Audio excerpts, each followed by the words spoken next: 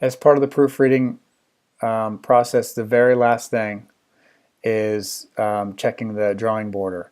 So things may have happened during the drawing and design process, or something that may have been added, or the drawing was too big for the sheet size, so we had to alter, maybe where some of these schedules were located or whatever. Something may have happened with the numbering and the number of sheets, etc. So the last thing is always to check the drawing border.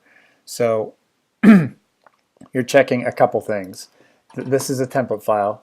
So the template file always has a demo plan, a couple demo plans, and has a foundation plan and a basement floor plan. Not all houses have all four of these sheets. Usually it's just A1, A2, A3, this A5, A6, and maybe A7. But they would be renumbered if all those others were taken out of the order. So I would, like in this case, I would first get rid of these two. Just literally delete them. Don't have to worry about those. If the house did not have a basement floor plan, the difference between a foundation and a basement is a foundation only has items on it that have to do with the foundation, the concrete, the stairs, the superstructure, let's call it, of the foundation and footers. Those, dimensioning those, etc., etc. Once you get into finishing any portion of the basement, just to simplify it so that the drawings aren't all completely busy, we'll have a basement plan in those areas, and in those cases, in the annotations, there would not be dimensions for the concrete walls because they're already in place by the time you get to the basement floor plan. We would just have dimensions for the partitions, etc. on a basement floor plan.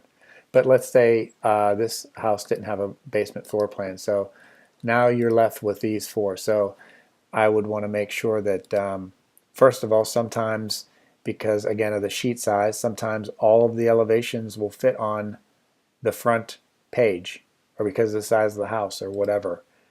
I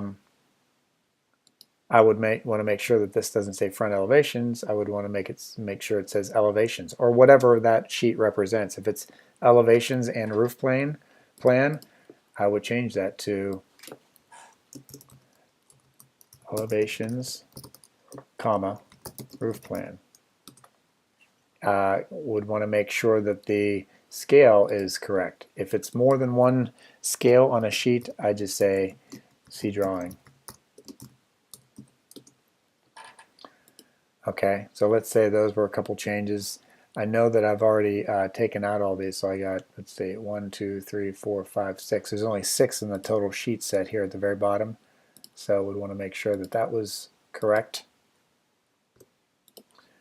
Our numbering is off here now, so we got 1, 2. I would also change up here. This is no A1, even in the navigation panel, is no longer front elevation. I would change that to say the same thing.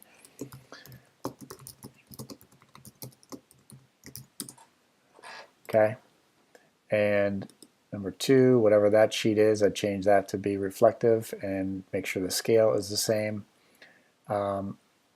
Foundation plan, that's A3.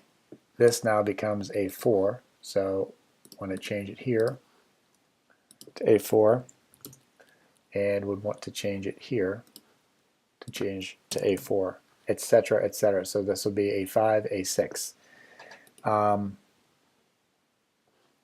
If this was the job you were working on and you had put in, if you're the one finishing it and you were coming to this part, you would just simply take the date that was in this place and move it to there, and today's date is the 25th, and that would be considered updated. Alright, so really think through all these. I want the navigation sheets to all match what they say with what's actually on the drawing. I want the total number of sheets to be reflected. I want the numbering sequentially to all match, etc., and the date to be changed.